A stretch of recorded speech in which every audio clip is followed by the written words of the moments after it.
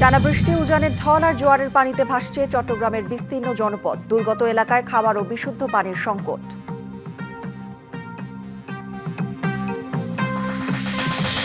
কঠোর শাস্তির বিধান রেখে গুম প্রতিরোধে প্রথমবারের মতো আইন করছে সরকার। স্বাধীন তদন্ত আইনের কার্যকর প্রয়োগের তাগিদ মানবাধিকার কর্মীদের।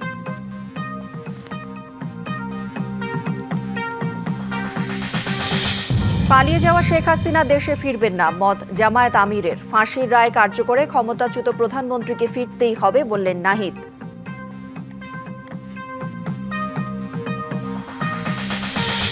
হবিগঞ্জের চুনারু ঘাটে আশ্রয়ণ প্রকল্পের পাশ থেকে ড্রেজারে বালু উত্তোলনের অভিযোগ। নদী ভাঙনের ঝুঁকিতে ১৬০ পরিবারের বসত ভিটা।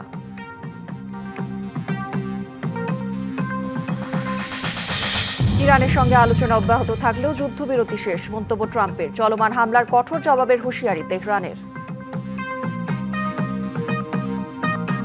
কঠোর শাস্তির বিধান রেখে গুম প্রতিরোধে প্রথমবারের মতো আইন করতে যাচ্ছে সরকার। প্রস্তাবিত আইনে গুমের জন্য সর্বোচ্চ সাজা মৃত্যুদণ্ড।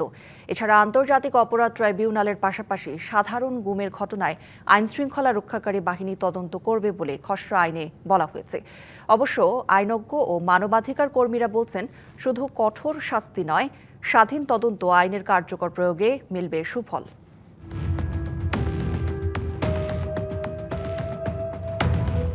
আওয়ামী লীগ শাসনামলে অসংখ্য গুমের ঘটনা দেশব্যাপী ব্যাপকভাবে আলোচিত হয়। আওয়ামী লীগ সরকার পতনের পর থেকেই জোর তাগিদ দেওয়া হয় গুমের বিচারের। এই ধারাবাহিকতায় গুমকে গুরুতর ফৌজদারি অপরাধ হিসেবে স্বীকৃতি দিয়ে আলাদা আইন প্রণয়নের উদ্যোগ নিয়েছে সরকার। এরই মধ্যে প্রস্তুত করা হয়েছে খসড়া আইন। সম্প্রতি স্বরাষ্ট্র মন্ত্রণালয়ে সেই খসড়া নিয়ে উচ্চ পর্যায়ে বৈঠক হয়েছে। খসড়া আইনে গুমের সর্বোচ্চ শাস্তি মৃত্যুদণ্ড, সর্বনিম্ন শাস্তি ১০ বছরের কারাদণ্ড ও ৫ বছরের বেশি কেউ নিখোঁজ থাকলে ভুক্তভোগী পরিবারের জন্য গুম সনদ পাওয়ার প্রস্তাব রাখা হয়েছে। এছাড়া গুমে সহযোগিতা, আলামত নষ্ট, গোপন আটক কেন্দ্র পরিচালনা এবং গুমের কারণে মৃত্যুর ঘটনাকে শাস্তিযোগ্য অপরাধ হিসেবে অন্তর্ভুক্ত করা হয়েছে।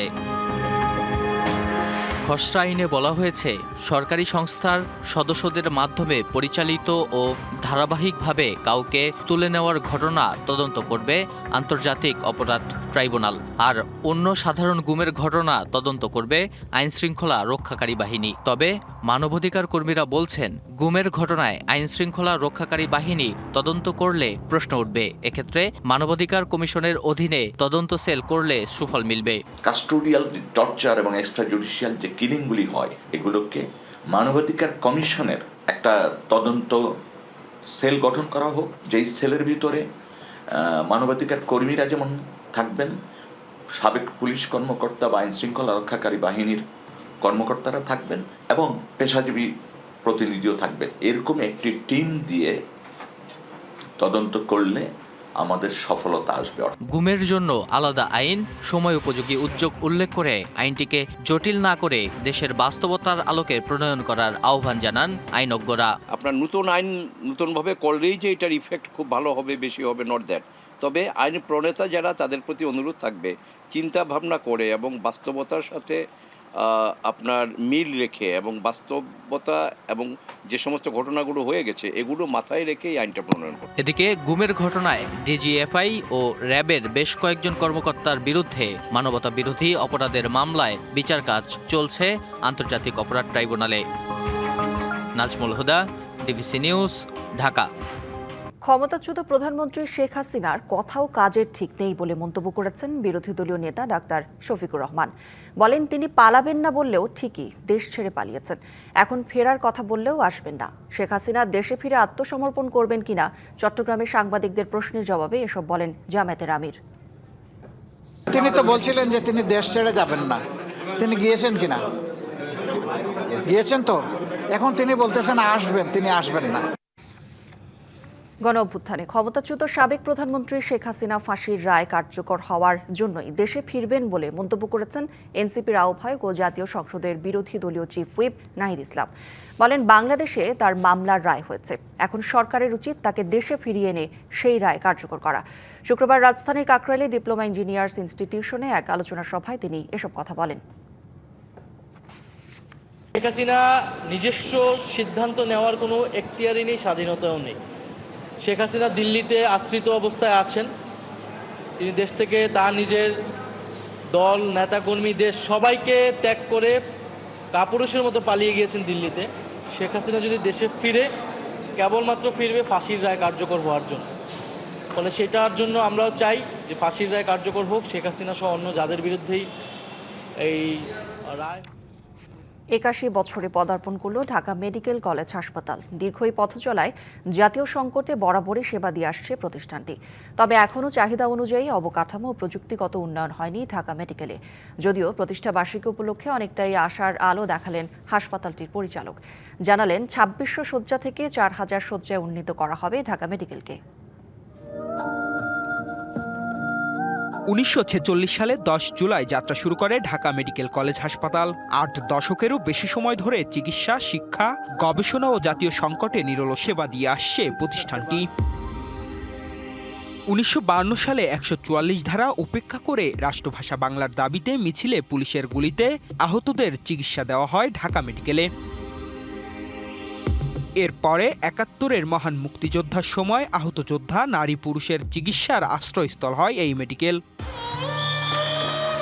সময়ের সাথে সাথে বেড়েছে প্রতিষ্ঠানের দায়িত্ব। 2013 সালে রানা প্লাজা, চকবাজার অগ্নিকাণ্ড, করোনা মহামারী, বেইলি রোডের আগুন, জুলাই গণ অভ্যুত্থান ও সবশেষ মাইলস্টোন ট্রানজিটি সহ যে কোনো সংকটে হাজারো মানুষের জীবন বাঁচাতে কাজ করছেন এখানকার ডাক্তার, নার্স ও স্বাস্থ্যকর্মী সহ সংশ্লিষ্টরা। ইনডোর আউটডোর মিলিয়ে প্রতিদিন গড়ে অন্তত 11,000 রোগীকে চিকিৎসা দেয় ঢাকা মেডিকেল। তবে অবকাঠামো, প্রযুক্তি ও জনবলের দিক থেকে পিছিয়ে রয়েছে প্রতিষ্ঠানটি। We never say no to any patient. আমাদের এই যে সীমিত সুবিধা আছে তার মধ্যেই আমরা তাদেরকে চিকিৎসা দেওয়ার চেষ্টা করি। আমাদের এখানে লিনিয়ার অ্যাক্সেলারেটর মেশিন দরকার ক্যান্সার চিকিৎসার জন্য, আমাদের আরও এমআরআই মেশিন দরকার, সিটি স্ক্যান মেশিন দরকার। আশা করছি আমাদের মন্ত্রণালয় এটা অ্যাপ্রুভ করবে এবং আমরা এই অর্থ বছরে এই যন্ত্রপাতিগুলো পেয়ে যাব। সেবাগ্রহীতারা চান পরিচ্ছন্নতার পাশাপাশি চিকিৎসক সংখ্যাও যেন বাড়ে। আলহামদুলিল্লাহ ভালো আছে, মোটামুটি চলে। তারপর একটু পরিষ্কার একটু হওয়া উচিত এবং এই ডাক্তারদের ট্রিটমেন্টটা একটু মানে সিরিয়াসলি নেওয়া উচিত, মানে কন্টিনিউ কোনো পেশেন্টরা কীরকম এর খোঁজখবর নেওয়া উচিত, এদিক দিয়ে একটু খেয়াল রাখতে হবে। রোগীর চাপ অনেক, তারপরও আমরা চেষ্টা করি সামাল দেওয়ার জন্য। চিকিৎসা সেবায় 8 দশক পার করল ঢাকা মেডিকেল কলেজ হাসপাতাল। সামনের দিনগুলোতে উন্নত চিকিৎসা এবং জনগণের স্বার্থে কাজ করতে চায় প্রতিষ্ঠানটি। Partha Saha, DBC news, Dhaka. টানা বৃষ্টি, উজানের ঢল আর জোয়ারের পানিতে চট্টগ্রামে বিস্তীর্ণ জনপদ এখন ভাসছে। পানিবন্দী হয়ে মানবেতর জীবন কাটাচ্ছেন জেলার অন্তত 4.5 লাখ মানুষ। সবচেয়ে বেশি ক্ষতিগ্রস্ত সাতকানি ও বাঁশখালী উপজেলা। দুর্গত এলাকাগুলোতে কয়েকদিন ধরেই বিশুদ্ধ পানি সহ শুকনো খাবারের সংকট দেখা দিয়েছে। ভুক্তভোগীদের অভিযোগ, সরকারিভাবে এখন পর্যাপ্ত ত্রাণ পৌঁছায়নি তাদের কাছে। ত্রাণ কার্যক্রম জোরদারে 7 উপজেলায় সেনাবাহিনী মোতায়েন করা হয়েছে। এ যেন কোনো জনপদ নয়, যেদিকেই চোখ যায় কেবল থই থই পানি। মাঝে দু একটা ঘরের চালা উকি দিয়ে জানান দিচ্ছে মানুষের অস্তিত্বের কথা। টানা 5 দিনের অবিরাম বৃষ্টি আর পাহাড়ি ঢলে বিপর্যস্ত পুরো চট্টগ্রাম জেলা। পানির নিচে চলে গেছে অধিকাংশ ঘরবাড়ি, সড়ক ও ফসলি জমি। বিচ্ছিন্ন হয়ে পড়েছে অনেক এলাকার সড়ক যোগাযোগ। গত 5 দশকের মধ্যে সর্বোচ্চ বৃষ্টিপাতের রেকর্ডে জেলার অন্তত 4.5 লাখ মানুষ এখন পানিবন্দী। সবচেয়ে ভয়াবহ পরিস্থিতি সাতকানিয়ায়। উপজেলাটির প্রায় 70% এলাকা এখনও পানির নিচে। বিদ্যুৎ ও মোবাইল নেটওয়ার্ক বিচ্ছিন্ন থাকায় চরম দুর্ভোগে পড়েছেন বাসিন্দারা। নিরাপদ আশ্রয়ের খোঁজে অনেকেই ছাড়ছেন আপন ঠিকানা। 5 দিন ধরে আজকে পানিবন্দী অবস্থায় আছি। আমি বাড়ি থেকে বাইরে হতে পারতেছি না। 64 জেলার মানুষের বিপদে আমরা চট্টগ্রামের মানুষ ছুটে যাই, কিন্তু আমাদের বিপদে এখনো পর্যন্ত কেউ আসে না বাইরের। বিদ্যুৎ তো নাই, টোটালি নাই, বিদ্যুৎ তো নাই আজকে 3 দিন ধরে। মোবাইলের নেটওয়ার্কও সমস্যা। এদিকে বাঁশখালী, চন্দনাইশ, লোহাগাড়া ও বোয়ালখালীর বিস্তীর্ণ এলাকাও প্লাবিত হয়েছে। এসব এলাকায় বিশুদ্ধ পানিসহ খাবার সংকট দেখা দিলেও সরকারিভাবে এখনও পর্যাপ্ত ত্রাণ না পাওয়ার অভিযোগ স্থানীয়দের। আজকে প্রায় 3 দিন ধরে খাবার পানি পাচ্ছি না। কষ্ট মানে কি, অনেক কষ্ট। এখানে তো মনে করেন পানির জন্য তো বাইরে হতে পারছি না। গরু ফার্মের মধ্যে পানি ঢুকে গেছে, গরু নিয়ে অনেক কষ্ট আছি। 3,000 থেকে 3,500 পরিবার এখানে পানিবন্দী আছে। জেলা প্রশাসন মনে হয় সাতকানিয়া ঢুকছে, কী দিচ্ছে না দিচ্ছে না আমরা পাই নাই, কিন্তু আমার কেউ যদি একটু দেখলে শোনা এটা আমাদের জন্য ভালো হবে। তবে জেলা প্রশাসনের দাবি দুর্গত মানুষের প্রয়োজন অনুযায়ী সহায়তা পৌঁছে দেওয়া হচ্ছে। নৌকাও যাওয়া সম্ভব হচ্ছে না যে সমস্ত জায়গায়, সে সমস্ত জায়গায় স্পিডবোটগুলো আমরা দ্রুত পেলে আমরা অপারেশনের কাজ শুরু করব। আমাদের প্রায় 670টি আশ্রয়কেন্দ্র প্রস্তুত করা আছে, সেই আশ্রয়কেন্দ্রে তাদেরকে আমরা রাখবো, তাদের জন্য সেখানে শুকনো খাবারের ব্যবস্থা থাকবে। এদিকে বন্যা পরিস্থিতি মোকাবিলায় চট্টগ্রামের 7 উপজেলায় মোতায়েন করা হয়েছে সেনাবাহিনী। বন্যা পরিস্থিতি অবনতি ঘটেছে, এখানে ওনারা মূলত রেস্কিউ এবং ত্রাণ বিতরণ দুইটা কাজে আমাদেরকে সহায়তা করার জন্য ওনাদেরকে ডিপ্লয় করা হয়েছে। আমাদের এখন সবচেয়ে বড় চ্যালেঞ্জ সেটি হচ্ছে যে আমাদের এখানে মোবাইল নেটওয়ার্কের সিগন্যালের অবস্থা খুবই খারাপ, যে কারণে দেখা যাচ্ছে যারা বিভিন্ন জায়গায় বিভিন্ন সমস্যার মধ্যে আছে তারা হয়তো উপজেলা প্রশাসনকে রিচ করতে পারছে না। টানা বৃষ্টি কমলেও অনেক এলাকায় এখনো পানি নামেনি, তাই দুর্গত মানুষের প্রত্যাশা দ্রুত পর্যাপ্ত ত্রাণ সহায়তা পৌঁছে দিয়ে তাদের দুর্ভোগ লাঘবে কার্যকর উদ্যোগ নেবে সংশ্লিষ্টরা। DBC news desk. নারায়ণগঞ্জের ফতুল্লায় বছরের পর বছর জলাবদ্ধতা যেন নিত্যদিনের বাস্তবতা। হাজার কোটি টাকার প্রকল্প বাস্তবায়নের পরও সামান্য বৃষ্টিতে তলিয়ে যায় সড়ক, দুর্ভোগে পড়েন লাখো মানুষ। সমস্যার কারণ ও সমাধানের আশ্বাস সংশ্লিষ্টদের। গত কয়েকদিনের টানা বৃষ্টিতে নারায়ণগঞ্জের বিভিন্ন এলাকায় ব্যাপক জলাবদ্ধতা তৈরি হয়েছে। পানিতে তলিয়ে গেছে বাসাবাড়ি থেকে শুরু করে রাস্তাঘাট, শিল্প কারখানা। ফতুল্লা থানার 5টি ইউনিয়নের মধ্যে 4টিতেই জলাবদ্ধতা নিত্যদিনের সমস্যা। কোনো সুরাহা না হওয়ায় বছরের পর বছর ধরে ভোগান্তি পোহাতে হচ্ছে ডিএনডি বাঁধের ভেতরে থাকা 30 লাখ মানুষকে। আওয়ামী লীগ সরকারের সময় ডিএনডি প্রকল্পে প্রায় 1400 কোটি টাকা ব্যয় হলো। স্থানীয়দের দাবি, সামান্য বৃষ্টিতেই এখনো তলিয়ে যায় সড়ক, গলিগলি ও বসতবাড়ি। হাঁটুর পানি সবসময় কন্টিনিউ থাকে। এখানে স্কুলের ছাত্রছাত্রী আসতে পারতেছে না, সাধারণ জনগণ আসতে পারতেছে না। এটা স্থায়ী ভাবে 12 মাস এই পানিটা জমে থাকে। শিল্পাঞ্চল হওয়ায় এসব সড়কের পানির সঙ্গে মিশে যায় শিল্প কারখানার রাসায়নিক বর্জ্য, এতে বাড়ছে স্বাস্থ্য ঝুঁকিও। বছরের বেশিরভাগ সময় দেখা যায় পানির নিচে থাকে এবং এই পানিগুলো সাধারণ পানি না, এগুলো হচ্ছে রাসায়নিক পানি। পানির কারণে অনেক সমস্যা হয়, মানুষ বাসা থেকে বের হতে পারে না, বাচ্চারা বাসা থেকে বের হতে পারে না, আমরা বাসা থেকে বের হতে পারি না, পায়ে গোটা হয়, ঘা হয়, গামাচির মতো। স্থানীয় সংসদ সদস্য জানান, খাল সংস্কার, সমন্বিত ড্রেনেজ ব্যবস্থা এবং নতুন প্রকল্প বাস্তবায়নের বিষয়ে সংশ্লিষ্ট মন্ত্রণালয়ের সঙ্গে আলোচনা হয়েছে। খালগুলো সংস্কারের এবং পুরো এলাকার রাস্তাঘাট, ড্রেনেজ সিস্টেম যাতে সমন্বয় করে একটা নতুন প্রজেক্ট করা যায়, এটার জন্য স্থানীয় সরকার মন্ত্রণালয় এবং পানি সম্পদ মন্ত্রণালয়ের মন্ত্রী দুজনের সাথেই দেখা করেছি, কথা বলেছি। তারা আশ্বাস দিয়েছেন যে করবেন। প্রধানমন্ত্রীর নির্দেশনায় 24টি খালের 63 কিলোমিটার প্রবাহ পথ সচল রাখা এবং জলাবদ্ধতার 61টি ঝুঁকিপূর্ণ স্থান সংস্কারের পরিকল্পনা নেওয়া হয়েছে। যে 24টি খাল নারায়ণগঞ্জ অংশে আছে 63 কিলোমিটার, প্রধানমন্ত্রীর যে নির্দেশনাটি সেটি হচ্ছে যে কোনো ভাবেই হোক না কেন এই খালগুলোকে আমাদের সচল রাখতে হবে। উপজেলা পরিষদের থেকে প্রায় 61টি পয়েন্টে যেগুলোতে ওই পানিগুলো আটকে থাকে, এই ধরনের 61টি পয়েন্ট ইতিমধ্যে পরিষ্কার করা হয়েছে। এসব কাজ বাস্তবায়ন হলে দীর্ঘদিনের দুর্ভোগ অনেকটাই কমবে বলে আশা সংশ্লিষ্টদের। সাবিত আল হাসান, ডিবিসি নিউজ, নারায়ণগঞ্জ। হবিগঞ্জের চুনারুঘাটে সরকারি আশ্রয়ণ প্রকল্পের একেবারে পাশ থেকে ড্রেজার বসিয়ে অবৈধভাবে বালু উত্তোলনের অভিযোগ উঠেছে। এতে নদী ভাঙনের ঝুঁকিতে পড়েছে 160টি পরিবারের বসতভিটা, ক্ষতিগ্রস্ত হচ্ছে কৃষিজমি ও পরিবেশ। স্থানীয়দের দাবি, বালু মহালের ইজারার শর্ত আইন লঙ্ঘন করেই চলছে এই কার্যক্রম। তদন্ত করে ব্যবস্থা নেওয়ার আশ্বাস প্রশাসনের। সরকারি আশ্রয়ণ প্রকল্পে মাথা গোঁজার ঠাঁই মিলেছিল ভূমিহীন মানুষের, কিন্তু সেই আশ্রয় এখন নদী ভাঙনের আশঙ্কায় অনিরাপদ হয়ে উঠেছে। হবিগঞ্জের চুনারুঘাট উপজেলার বনগাঁও আশ্রয়ণ প্রকল্প ঘেঁষে খোয়াই নদীতে বসানো হয়েছে 15টিরও বেশি ড্রেজার। দিনরাত চলছে বালু উত্তোলন।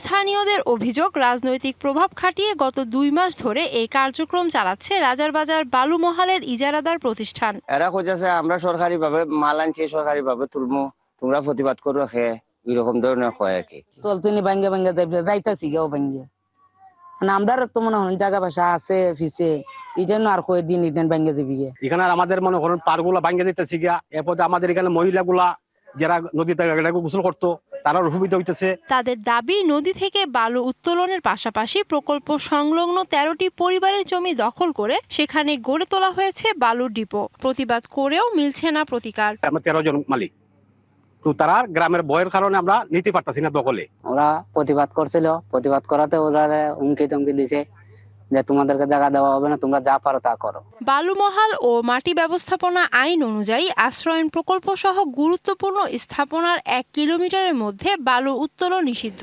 তবে সেই বিধিনিষেধ উপেক্ষা করেই চলছে ড্রেজার দিয়ে বালু উত্তোলন। যে জায়গায় দেখাই দিছে ওই জায়গার ভিতরে আমরা মেশিন রেখে ওই কলাটা বাড়ায় নিয়ে এখানে আমরা বালু তুলতেছি। তাদেরকে বলছি আমরা যদি আমরা বালু তোলাতে এই ঘরের বা কারো কোনো ক্ষতি হয়, ক্ষতিপূরণ আমরা তাদেরকে দিব। অভিযোগ রয়েছে ঘটনাস্থলে জেলা প্রশাসনের সীমানা নির্দেশক সাইনবোর্ডও নেই। অভিযোগের সত্যতা যাচাই করে আইন অনুযায়ী ব্যবস্থা নেওয়ার কথা জানায় জেলা প্রশাসন।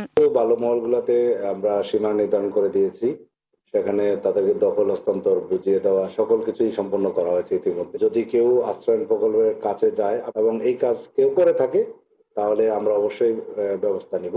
চলতি বাংলা 1433 সনের জন্য প্রায় 27 কোটি টাকায় রাজার বাজার বালু মহালের ইজারা দেওয়া হয়। জনস্বার্থ ও পরিবেশ রক্ষায় জেলা প্রশাসনের সঠিক তদারকির দাবি স্থানীয়দের। DBC news desk. দীর্ঘদিন ধরে জয়পুরহাটের 32টি ইউনিয়ন সেবা কেন্দ্র বন্ধ, পাকা ভবন হয়ে পড়েছে জরাজীর্ণ। কোনো কেন্দ্র পরিণত হয়েছে মাদকের আখড়ায়। দীর্ঘদিন কেন্দ্রগুলো বন্ধ থাকায় ফসল উৎপাদনে কাঙ্ক্ষিত সরকারি সহযোগিতা পাচ্ছেন না প্রান্তিক কৃষক।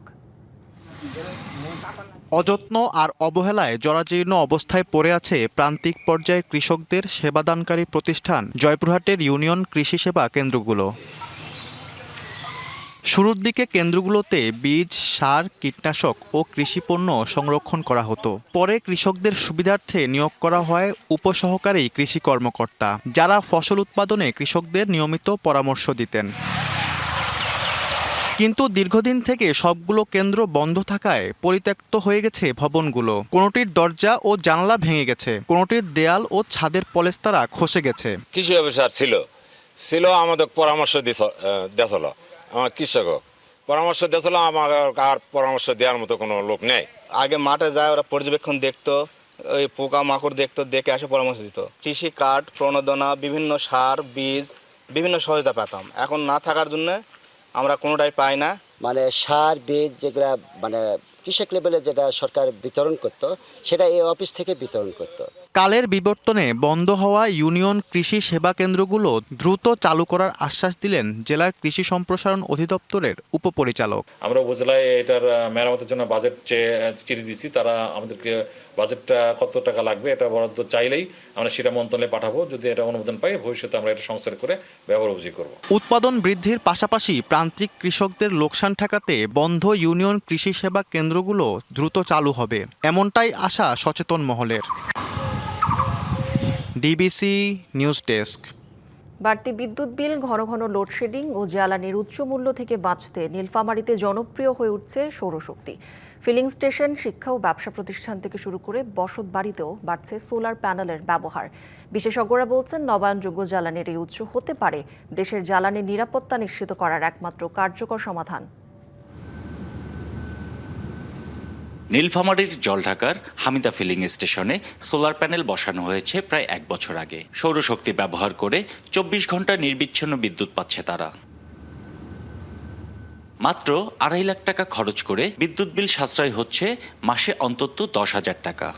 সৌর প্যানেলের যে বিদ্যুৎ, সেটা দিয়ে আমাদের পাম্প নির্বিচ্ছিন্নভাবে চলতেছে এবং আমাদের আগের যে ব্যয়, জেনারেটর খরচ, তেল খরচ, সেটা থেকে সাশ্রয় এবং বিদ্যুৎ বিলও কম আসতেছে। সোলার লাগার পর আমাদের কোনো সমস্যা হয় না। এখন যে কোনো রাতে বলেন, সকালে বলেন, যে সময় আসুক না কেন, আমরা গাড়িতে তেল দিতে কোনো কষ্ট হয় না। সৈয়দপুরের লক্ষণপুর উচ্চ বিদ্যালয় ও কলেজের কলেজ ভবনে 8টি প্যানেল স্থাপনের ফলে ভবনের বৈদ্যুতিক ফ্যান ও লাইটের কোনো বিদ্যুৎ বিল আসছে না। প্রতিটা রুমে ফ্যানও চলতেছে এবং লাইটও মাঝে মাঝে চালাতে হয়। এই সোলার আমার প্রতিষ্ঠানে অনেক উপকার করতেছে। আমার যে বিদ্যুৎ ব্যয় যেটা হয় তার প্রায় অর্ধেক নেমে আসছে এই সোলার থাকার কারণে। শুধু ফিলিং স্টেশন বা শিক্ষা প্রতিষ্ঠান নয়, নীলফামারী জেলা জুড়ে অনেক বসতবাড়ি, ব্যবসা প্রতিষ্ঠানে এখন জনপ্রিয় হয়ে উঠেছে সোলার। এই হাইব্রিড সিস্টেমটা খুব ভালোভাবে কাজ করে। লো ভোল্টেজে গেলেও ও সঠিক সাইন ওয়েভ কারেন্ট দিতে পারে। তাহলে দেখা যাবে বাংলাদেশের বিদ্যুতের চাহিদা বেশিরভাগ সোলারের মাধ্যমে মেটানো সম্ভব। গবেষণা বলছে, বাংলাদেশের সৌর বিদ্যুতের ব্যবহারের কারণে বার্ষিক 1,40,000 টন কেরোসিন আমদানি কম হচ্ছে, যার আন্তর্জাতিক বাজার মূল্য প্রায় $120 মিলিয়ন। সোলার প্যানেল প্রথম দিকে ইনস্টল করা একটু কস্টলি, কিন্তু একবার ইনস্টল করে ফেললে কিন্তু এটা আমাদেরকে লং টার্ম একটা সাপোর্ট দেবে এবং সেটা পরিবেশ বান্ধব। যদি বাড়তি বিদ্যুৎ থাকে, সেই বাড়তি বিদ্যুৎ কিন্তু আমাদের জাতীয় গ্রিডে সম্পৃক্ত হতে পারে। এর মধ্যে দিয়ে কিন্তু আমাদের যে অর্থনীতি, আমাদের যে ব্যক্তি অর্থনীতি সেটি সমৃদ্ধ হবে এবং একই সাথে জাতীয় গ্রিডে যে বিদ্যুৎ সংযুক্ত হওয়ার মধ্য দিয়ে আমাদের যে বৈদেশিক ব্যয় ছিল বিদ্যুৎ খাতের, সেটি কিন্তু কমে আসবে। বিদ্যুতের ক্রমবর্ধমান ব্যয় আর জ্বালানি সংকটের এই সময়ে সোলার এখন আর বিলাসিতা নয়, বরং ভবিষ্যতের জন্য একটি বাস্তবসম্মত বিনিয়োগ। ওয়ালি মাহমুদ সুমন, ডিবিসি নিউজ, নীলফামারী। গ্রাম দেখতো কলম, বিল দেখতো চলন, বর্তমানে হারিয়ে যেতে বসেছে প্রবাদটি। একসময় শস্য মৎস্য ভাণ্ডার হিসেবে পরিচিত উত্তরাঞ্চলের অন্যতম বৃহৎ জলাভূমি চলন বিল নানা কারণে হারাতে বসেছে তার স্বকীয়তা। চলন বিল বাসের আশঙ্কা, এখনই কার্যকর পদক্ষেপ না নিলে এই জলবেষ্টিত অঞ্চলটি হারাবে ঐতিহ্য আর গৌরব। নাটোর, সিরাজগঞ্জ ও পাবনা জেলার বিস্তীর্ণ এলাকা জুড়ে ছড়িয়ে থাকা বর্ষায় বিস্তীর্ণ জলরাশি আর শুষ্ক মৌসুমে সোনালী ফসল, প্রকৃতির এক অপূর্ব সৌন্দর্যমণ্ডিত চলন বিল। একসময় মৎস্য, শস্য ও প্রাকৃতিক রত্নভাণ্ডার হিসেবে খ্যাত চলন বিল বিভিন্ন ঋতুতে বিভিন্ন রূপে সজ্জিত হতো, ৪৭টি নদীর সঙ্গে যুক্ত ছিল। তবে গত ৫ দশকে দখল দূষণে মরা খালে পরিণত হয়েছে দেশের বৃহত্তম চলন বিলের নদ নদী। পলি জমে ভরাট হয়ে গেছে বিলের বিভিন্ন খাল। ভূ উপরিস্থ পানি না থাকায় নেমে গেছে ভূগর্ভস্থ পানির স্তর, ব্যাহত হচ্ছে কৃষি আবাদ, পানিশূন্য হয়ে মরে গেছে বেশিরভাগ নদী ও খাল। বাধাগ্রস্ত হচ্ছে প্রাকৃতিক প্রজনন ও দ্রুত কমে যাচ্ছে মাছের উৎপাদন। অপচনশীল বর্জ্য দূষিত করছে পানি, কমিয়ে দিচ্ছে মাটির উর্বরতা। প্রতি সপ্তাহে দিনে প্রতিদিন যে মাজারে মানত করতে আসে, তারা যে প্লাস্টিকের যেগুলো ব্যবহার করে, সেটা আপনার নিয়মতান্ত্রিকভাবে তারা ইউজ করে না, এবং করলেও সেটা যত ফেলে দেয়, সেটা আমার পরিবেশ হুমকির সম্মুখীন এবং এর ইফেক্ট আমাদের চলন বিলের উপর পড়ে যাচ্ছে। প্লাস্টিক বর্জ্য ও নিষিদ্ধ জালের ব্যবহার সচেতন মানুষ ও পরিবেশবিদদের উদ্বিগ্ন করে তুলেছে। আমাদেরকে সচেতন হতে হবে। আমরা সবাই মিলে এই চলন বিলের বজ্রটা আমরা যদি যে নৌকায় এনেছি, আমরা যদি আবার নির্দিষ্ট জায়গায় নৌকায় করে নিয়ে যায় নির্দিষ্ট জায়গায় ফেলতে পারি, তাহলে এইটা চলন বিলের পরিবেশ রক্ষা পাবে, প্রকৃতি ফিরে পাবে। অন্যদিকে বর্ষা শুরু হলেই বিলের বিভিন্ন এলাকায় পাতা হয় স্রোতি জাল, চায়না দুয়ারি, বাদাই, ঘূর্ণি ও অন্যান্য ক্ষতিকর জাল। এসব জালে ধরা পড়ে ডিমওয়ালা মা মাছ, মাছের পোনা এবং উপকারী জলজ প্রাণী।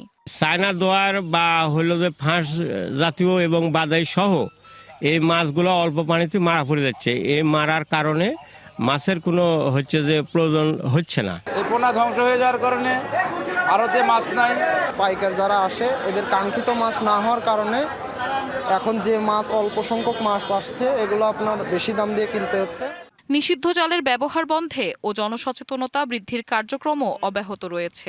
আইন অমান্যকারীদের বিরুদ্ধে কঠোর ব্যবস্থা নেওয়া হবে বলে জানান সংশ্লিষ্টরা।